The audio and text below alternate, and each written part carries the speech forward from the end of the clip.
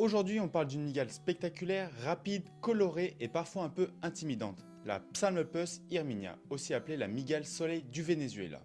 Avec son corps noir profond et ses magnifiques motifs orange vif, c'est clairement l'une des mygales arboricoles les plus impressionnantes à observer. Mais une question revient souvent chez les débutants. Est-ce une bonne espèce pour commencer? Comment la maintenir correctement?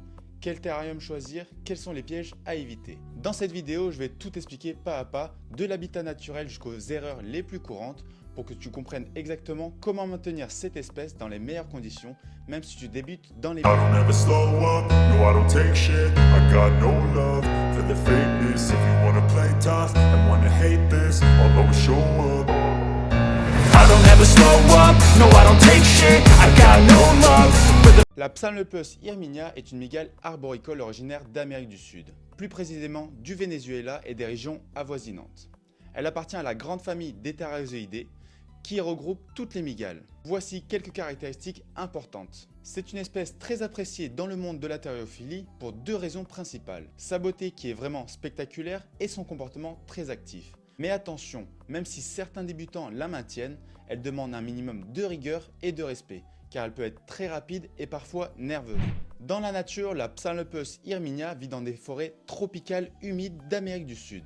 Contrairement à certaines mygales terrestres qui creusent dans le sol, celle-ci est une espèce arboricole, ce qui signifie qu'elle vit principalement dans les arbres. Elle se cache généralement dans des troncs creux, sous des écorces décollées ou dans des fissures verticales des arbres. Elle construit souvent des tubes de soie dans ses cachettes, ce qui lui permet de se protéger tout en restant prête à chasser. Autre point important, c'est une espèce nocturne. Cela veut dire qu'elle est surtout active la nuit. Donc si tu cherches une mygale que tu verras se promener toute la journée dans son terrarium, ce n'est probablement pas la meilleure espèce. La plupart du temps, elle restera cachée dans sa toile ou sa cachette, surtout pendant la journée. Maintenant, on va parler comportement et tempérament. C'est probablement la partie la plus importante à comprendre pour les débutants. La Psalmopus hirminia n'est pas une mygale manipulable. Elle est connue pour être très rapide, assez nerveuse et très réactive. Quand elle se sent en danger, son premier réflexe est généralement de fuir extrêmement vite. Mais si elle se sent coincée ou stressée, elle peut adopter une posture défensive et mordre. Contrairement aux mygales du Nouveau Monde, comme les Brachypelma par exemple, la Psalmopus hirminia ne possède pas de poils urticants. Donc sa principale défense reste ses crochets. Sa morsure n'est pas considérée comme dangereuse pour un humain en bonne santé, mais elle peut être très douloureuse. Un autre point très intéressant chez cette espèce, c'est une excellente tisseuse. Elle va souvent construire de grandes structures de toile, parfois même transformer complètement l'intérieur du terrarium. La règle avec cette espèce est simple, on observe mais on ne manipule pas. Comme c'est une mygale arboricole, le terrarium doit être plus haut que large.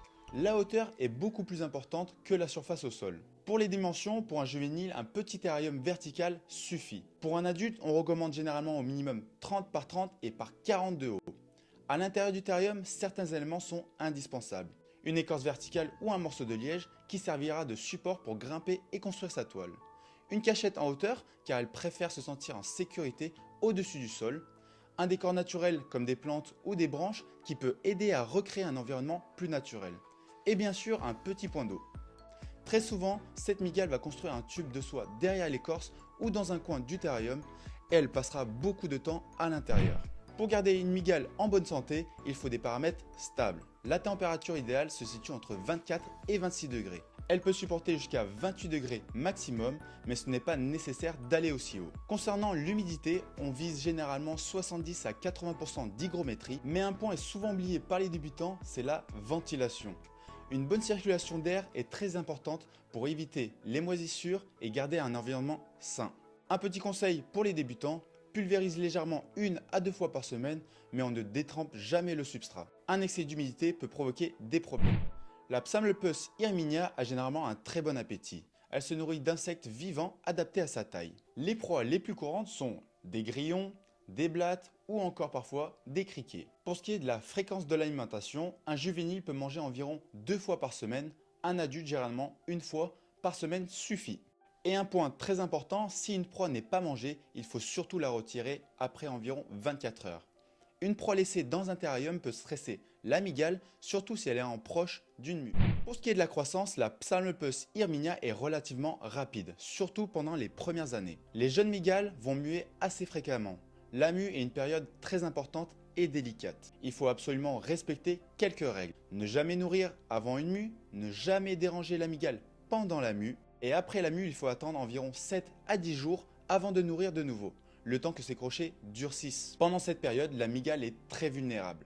Certaines erreurs reviennent très souvent chez les nouveaux éleveurs. Par exemple, un terrarium trop petit, un manque de hauteur pour une espèce arboricole, une mauvaise ventilation, des manipulations inutiles ou un stress excessif. Il faut aussi faire très attention lors de l'ouverture du terrarium. Comme je l'ai dit plus tôt, c'est une espèce très rapide et elle peut surprendre même les personnes expérimentées. Sa morsure n'est pas mortelle, mais elle peut être très douloureuse, donc il faut toujours rester prudent. Mais alors, est-ce que c'est une bonne espèce pour débuter? La réponse est un peu nuancée. Oui, elle peut convenir à certains débutants, mais pas à tous. Elle peut être un très bon choix si tu veux une espèce spectaculaire et très active, tu préfères observer plutôt que manipuler, et si tu es prêt à respecter des conditions de maintenance précises. En revanche, ce n'est probablement pas idéal si tu veux manipuler ta mygale, tu débutes sans t'être bien renseigné ou si tu es facilement stressé par des animaux très rapides. La Psamlopus hirminia est une mygale magnifique, fascinante et très impressionnante à observer. Mais comme beaucoup d'espèces arboricoles rapides, elle demande du respect, de la prudence et une bonne connaissance de base. Si tu prends le temps de bien préparer ton installation et de comprendre son comportement, elle peut devenir une excellente première mygale arboricole et surtout une espèce vraiment incroyable à observer. Si cette vidéo t'a plu, dis-moi en commentaire, est-ce que tu maintiens déjà une Psamlopus hirminia? Et si tu veux, je peux aussi faire une prochaine vidéo sur comment choisir ta première mygale ou un comparatif entre les meilleures espèces pour débuter.